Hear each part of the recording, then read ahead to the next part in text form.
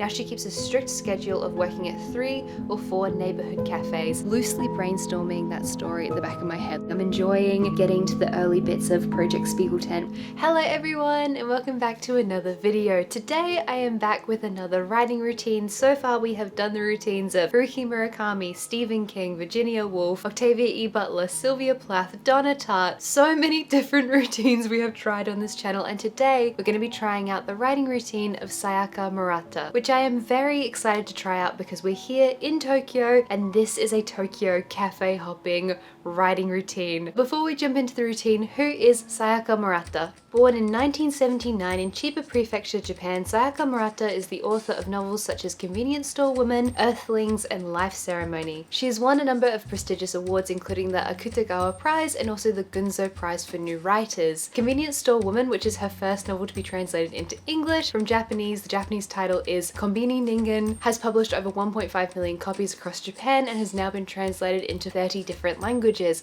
Sayaka Murata, during the writing of Convenience Store Woman, drew heavily on her own experiences working in a convenience store in Tokyo, which she did for 17 years. So now that we know a little bit more about Sayaka Murata, what is her writing routine? According to Wired, she goes to a chain cafe, writes, drinks coffee, opens a door, goes for a walk. The rhythm of life from her convenience store days was comforting in its regularity. Wake up at 2 a.m, write, go to work at the konbini, go to a cafe to write, go to bed by 8 or 9. Now she keeps a strict schedule of working at 3 or 4 neighborhood cafes. I'm going to be trying her routine now that she is a full-time novelist. I am not getting up at 2 a.m. again. I've done it for these videos. So I'm going to be trying the more laid-back version of this writing routine, which is her getting up at a regular time and going and writing at cafes. 家だと全く集中ができないので、私はすぐ眠ってしまうから、夢の世界に入ってしまうから、外に出て小説を書きます。そこで仕事をして、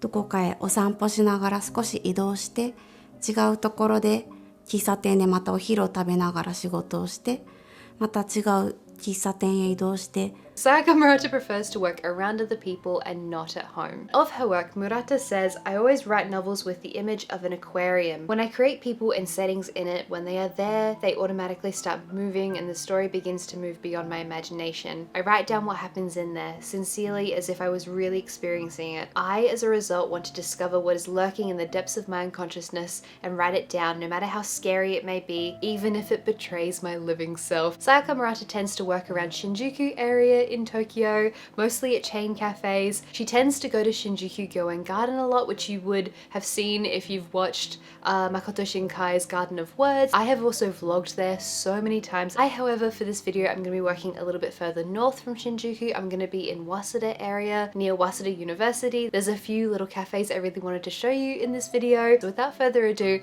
let's jump in, let's try out Sayaka Murata's cafe hopping Tokyo writing routine. Hello, it is Monday morning. I'm super excited to be heading off to go try out Sayaka Murata's writing routine. The first place we're going to be going to is the Haruki Murakami room at Waseda University. I went last week when I was finishing Project Teacup. I basically finished draft 6 of Project Teacup in this room. I thought it was such a lovely little space. It is not a chain cafe. I didn't just want to show you guys chain cafes today. I have spent a lot of time in chain cafes in Japan. They're affordable, they're friendly, you know what to expect with them, but there are also a lot of other lovely cafes as well, and there's a cafe in the Haruki Murakami room, so I figured I would show you guys what this beautiful space at Waseda University looks like. So I've got my tablet, most of my writing will be done on this. I've got my Project Spiegel Tent notebook, which is very exciting. I've not touched this project since last year, since my last Refilling the Creative Well vlog. So let's head off, let's go to Waseda.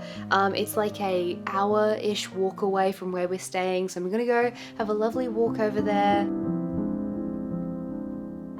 I started off my writing session by, of course, walking to the Haruki Murakami room at Waseda University. It's so humid at the moment in Tokyo, the hydrangeas are blooming. It's a beautiful, rainy time to be in Japan and I love it so much. This space as well, genuinely so gorgeous. Like the first time I walked in here, I was kind of blown away by the ambience of the space. I'm also a sucker for some nice, soft, pretty, warm yellow lighting. From a sensory perspective, it just really, really tickles me. I love working in a cozy environment. You guys know how cozy I try to make my videos. It feels particularly inspiring to be sitting in this room surrounded by so many of the works that have inspired Haruki Murakami, and also upstairs in the exhibition space with all of his many novels translated into the many different languages they've been translated into. Haruki Murakami is one of my favorite authors. I love his writing style. His work has had a massive impact on me. So there is an extra layer of it being particularly inspiring for me to be sitting here working on stuff, you know, hopping around to different things in this space where it's so beautiful, it's so quiet and peaceful, and I'm surrounded by an exhibition that's paying homage to one of my favorite novelists. I'm in such a exploratory space with my writing. Like, I've started working on some non-fiction pieces, I've started drafting short stories again. I feel like I've kind of like, not like woken up from a coma, that's a bit dramatic, but I feel like I've sort of woken up from the depths of Project Teacup, and I'm excited and I'm ready to start working on new stuff, but I also know that I'm not quite ready to force my way into anything yet. So I want to just have a little bit of fun with seeing what I want to work on. And so during this session I was working on little bits and pieces, like just sort of flitting about a little bit. I did some imagery work in my notebook. I kind of described Waseda University area and a number of the things I found beautiful, especially the foliage. As I said, the rainy season is such a gorgeous time to be in Tokyo. Plotted out some short story ideas I want to work on, some non-fiction pieces I want to work on, and just enjoyed chilling out in this space, working out where I want to go next for my writing, because I know that when I sign on to do a new novel, I know that's going to be a project that's going to take me a couple of years, right? So I'm trying to enjoy this kind of liminal time before I jump into the next big project, and just enjoying finding out whatever it is I want to write next. I've just stepped outside of the library because I'm done with writing for now. So this is just outside. What a lovely leafy little spot. Obviously I couldn't talk in the library because it's very, very quiet, but there's a lot of lovely birds tweeting just out here. I managed to get some kind of introductory work done on Project Spiegel Tent. So as I showed you guys, I haven't touched that story since perhaps November last year. It's been a really long time since I picked up that story. And you know, the whole time I've been working on Draft 6 of Project Teacup, I've been loosely brainstorming that story at the back of my head. Like, it's been on my mind, I've been thinking about it. And so it's not that there's no work that's been done. I have been thinking about it. I have done some loose little research bits, and I kind of have a vague idea of where I want to go with the story. I came up with this idea, and I think I mentioned this in maybe a vlog a year ago. I have this idea for this book, and I want it to be an epistolary novel. So an epistolary novel is the kind of novel that's written in like journal entries or letters. There's something funky going on with the structure. I had this idea back when I was working in the arts, and I want Spiegel Tent to be this story that's kind of like a gothic circus story, but I want it to be fun, and I want it to have some modern twists on it. So it's going to be set in modern day, and it's going to be a very, very, very different voice to Project Teacup. So it's going to be a fun little challenge. I also want it to be much, much smaller. So I want it to maybe be like 80,000 words. Yeah, I managed to get a little bit of work done there. That is such a lovely place to work. It also feels kind of poetic to be filming a writing routine here in the Haruki Murakami library, obviously because Haruki Murakami's writing routine was the first writing routine I tried out on my channel. So yeah, the context here for Murakami and Waseda University is that Murakami actually went here. I think he went for like 7 years, and then back in like 2019-ish he donated a whole bunch of books to the university, and then they built that little space. We're going to go for a little walk to a chain cafe which is called Tully's, so hopefully it's not too busy because it's around lunchtime, and then I think maybe we'll check out a third place. The third place on my list opens at 2 p.m. So we've got about a couple hours of writing work we can do. For this second work session, I did actually manage to go to a chain cafe, so we're back on theme for the Sayaka Murata writing routine. For this particular burst of writing, I did manage to mostly work on Project Spiegel Tent stuff. As I said, I was doing some exploratory work on that story. I've not even gotten to the prose stage of the story yet. I'm literally just trying to kind of find whatever the conflict is going to be. I'm trying to work out little bits and pieces about the protagonist so I can have an idea of what the voice might sound like. This one is going to be such a different voice from my previous novel, and because I've just spent the last, I think actually like 4 years developing the voice for that story, that voice kind of feels like my writing voice now. Like, it's very easy to slip into that voice, which is, as I've mentioned in previous videos, this kind of like fantastical, whimsical 1920s inspired voice. And I'd like to, for Project Spiegel Tent, do something that sounds quite a bit more modern. I want to write something maybe in the first person, which is going to be different. I kind of maybe want it to be a little bit more dry and sarcastic, and so that there's going to be such a learning curve for me with the next novel. So I jumped around a little bit, as I do tend to do when I'm writing, and you know, I'm not like really locked onto a project. So there was a couple little other things I did. I did some planning for some stuff. I did a Patreon post, but mostly for this session at Tully's, I worked on planning bits for Project Spiegel Tent. So not even like properly writing prose, but just like jotting down notes, ideas, like a pastiche of many different myriad ideas coming together, snippets of imagery, brain dumping anything that came to me about this new story that I'm hopefully going to start working on at some point this year. I've just finished up at the second place we're going to for this video, and there's a little bit of time before I go to location number 3, which is a kind of like antiques place slash coffee shop. I wanted to show kind of a spread of places. I've just been working away at the story. I very quickly took some time out to do like a Patreon post, so I just spoke about Project Teacup and the process of like finishing that. So I quickly typed that out when I was there, which is lovely. I do these kind of little like newsletter things over on Patreon, and it kind of feels like a bit of a throwback to like the old days of blogging. I never even really blogged properly, but like I had like a blogger blog when I was like 13. Anyway, I'm digressing. I did some more introductory work to Project Spiegel Tent. Really, I'm just like kind of brain dumping, like typing down notes, like kind of saying like rough things of like what I want the story to be, and the kind of like early stages of working on a new book is very exploratory and it's not very polished, and I try to take like all the pressure off of myself. I'm not going to start the first draft of this story for a while, and I know that about myself now, that it takes me a little bit to get going with the story, and I'm really happy to be like getting the creative gears turning again in a very slow and sustainable way, just like working away at little like info dumpy bits. Still have a little bit of time before this next place is open. It looks so pretty in the pictures, so I did want to go to this place even though it doesn't open until 2. So I'm just going to go ahead and wander through these gardens for a little bit longer. Here we are going to the final writing destination of this particular video. To be honest with you, I'm not really sure how Sayaka Murata has like 4 different coffees in a day. Maybe she's having decaf, but I think I would die, okay? I am not a person who can have more than like 1 or 2 without actually suffering from like shaky hands and that kind of thing. But anyway, we're at the final place for this particular video. This was such a beautiful antique place, like slash coffee shop. There's a little sitting area up these stairs. Such a lovely place to work, especially because I'm currently working on a kind of like haunted antique shop story. That's one of the short stories I want to work on currently. It's a short story which seems like it might be kind of ambitious, like it might be like a 5,000 word short story, so it might balloon out, but sitting in this space was really, really good for that story. So I jotted down a few like little notes about the antique story, and just you can probably get from this video is that I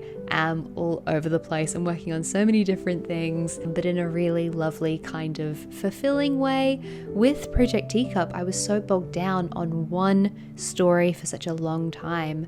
I mentioned in a previous video that I essentially rewrote 70% of that book over the course of 3 months, so it was the longest writing days. I really dug deep to finish this story, and so it's just nice and very freeing to be able to jump around to different things, and I feel really good about writing at the moment. I feel really energized and excited, but also not terribly impatient, which is a good thing for me because I'm a very impatient person when it comes to the things that I'm working on. I want to work on everything all the time. I want to do so many things. I get so excited. So I'm very proud of myself for taking it easy, for taking it slow, for giving myself time to come out of the creative burnout of finishing the ordeal that was that novel, and just enjoying my time. I had so much fun going to these different places, and again, I will just say this final location, which is Rapport Antique, I believe, just absolutely stunning. I finished up now at the final cafe of this video. It's just past 3:30. My camera is almost out of battery. It's flashing red at me. That was so lovely. I think I did like 4, 5 something hours worth of writing work. It was really nice to hop between various different places. I also had a lot of fun at that last cafe as well. It was so pretty. It was so cute. Like just like a lovely little antique place near Waseda University, very, very quiet. But then I did go straight after opening. The spot where I sat, there was only really like 2 tiny tables. I didn't really film very much in there because I kind of couldn't rest my camera on the table because the table was so petite. It was also a little bit warm up there, but honestly, just such a wonderful vibe. I love the selection of antiques. The dried flowers were gorgeous. And a lovely, lovely day today, just kind of wandering around Waseda area and writing a whole bunch and not really putting too much pressure on it. You know, I'm not even drafting the next project yet, so just scribbling little bits and pieces and brainstorming. I'm gonna head home. It's like an hour walk, but I'm quite happy just to mosey along, go walk back to our Airbnb and call this a very successful writing day.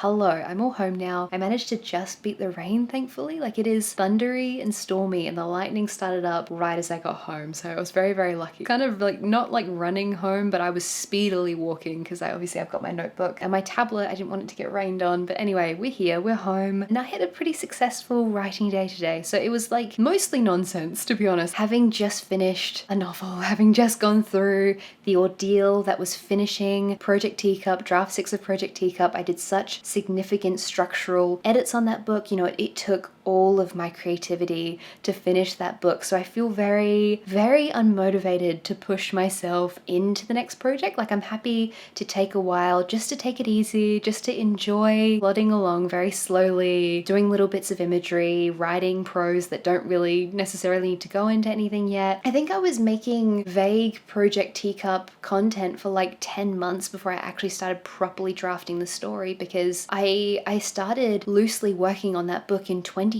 That's when that began. And so that video of me sitting in the like pretty room at Adelaide Uni typing along for an hour, that was the very early like little bits and pieces of Project Teacup coming along. I know that my process works in such a way that I need time, like gestation time, before I can really start the story. Like, I need to find the voice. I need to kind of have an idea of, you know, what the angle is going to be. I've mentioned this again and again, but I have written in the wrong direction so many times, and I hate doing that. And sometimes that's just a part of the process, and it's honestly fine, but I would like to avoid it if possible. So I feel really at peace with what I'm currently working on, not really having any timelines, just taking it easy. And also, I don't know when my literary agent is going to get back to me with the previous novel, if she's going to have any more edits. I have no clue. I'm enjoying getting to the early bits of Project Spiegel Tent, which is what I mostly worked on in this video. I had some like ideas I was jotting down as well for short stories, and I do have this one non-fiction article that I've had the idea of that I've been wanting to write for the past like 2 years that I haven't had time or the headspace for. So I'm going to try and brainstorm that article, but it's going to take a lot of research, so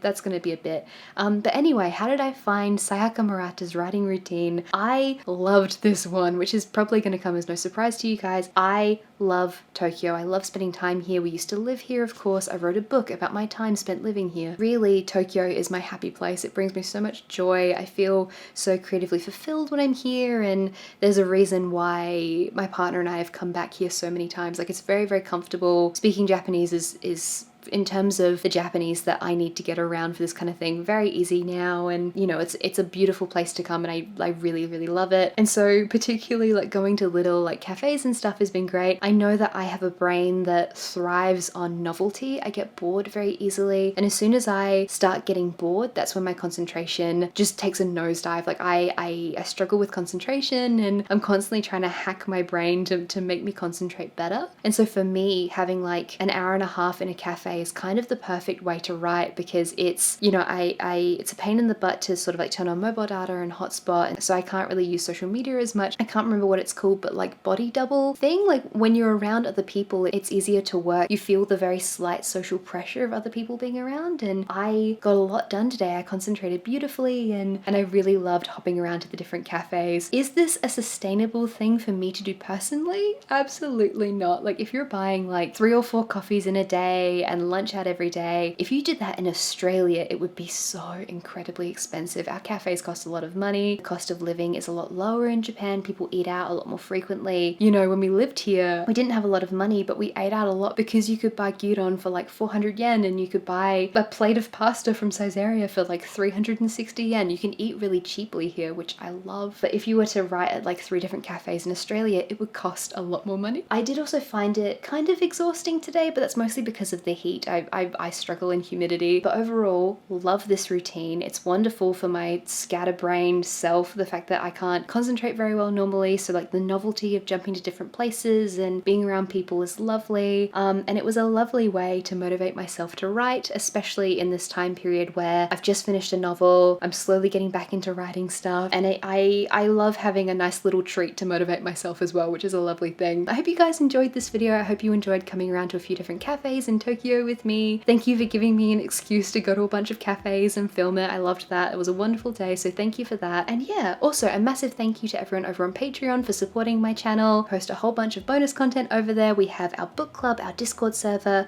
I post writing updates. There's a whole bunch of lovely bonus content over there, so if you want to support my work, please feel free to check out Patreon. Take care everyone, and I will see you next time. Bye bye.